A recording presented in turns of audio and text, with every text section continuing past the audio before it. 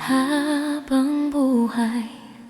Noong una kitang nakilala, hindi ko pa alam ang kwento natin. Sa tawag pa lang may konting inis dahil ikaw ang boss sa akin.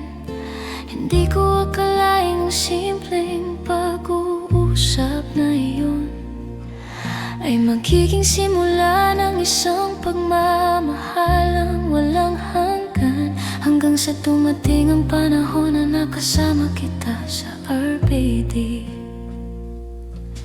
Doon ko nakita ang tunay na ikaw sa likod ng trabaho at responsibilidad, na walang mga unang sama ng loob at pagdududa.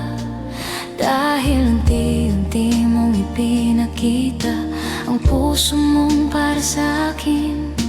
Mula sa mga gabing walang tigil ang ating tawanan, sa mga tawag na umaabot hanggang alas 2 ng umaga. Doon ko napagtanto nang hindi ko namamalayan na may taong handang manatili sa buhay ko.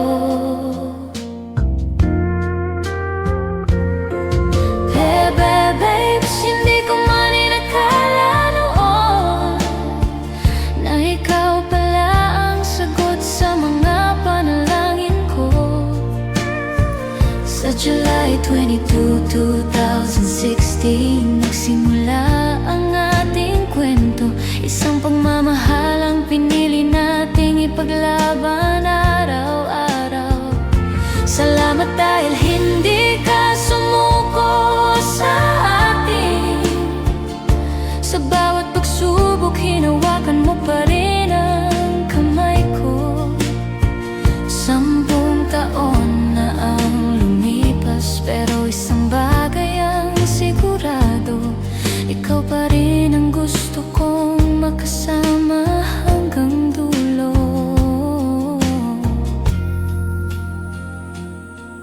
Pinaglaban mo ang relasyon nating minsang sinubok ng panahon. Pinatunayan mo ang tunay na pagmamahal ay hindi basta sumusuko. Hindi lang ikaw ang naging partner ko sa buhay, ikaw rin ang naging mabuting ama sa mga anak ko.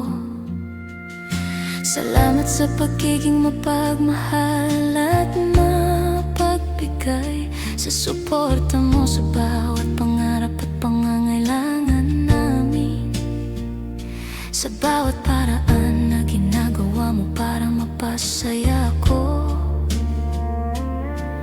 Mas lalo kong nararamdaman kung gaano mo ako kamahal.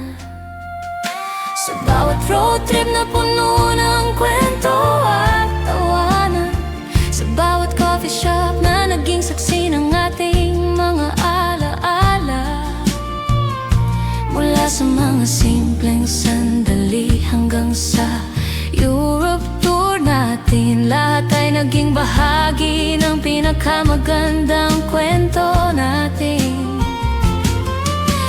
Babes, ikaw ang tahanan ng puso ko, ang taong pinili kong mahalin sa bawat yugto ng buhay ko.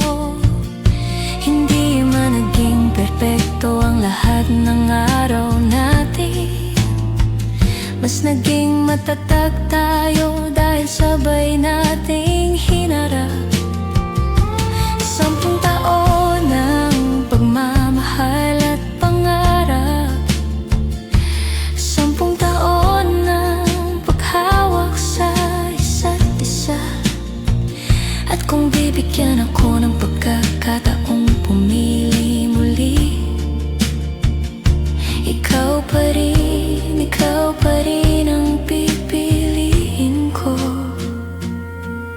Kung babalik man ako sa unang araran, nakilala kita, hindi ko babaguhin ang kahit isang bahagi ng ating kwento.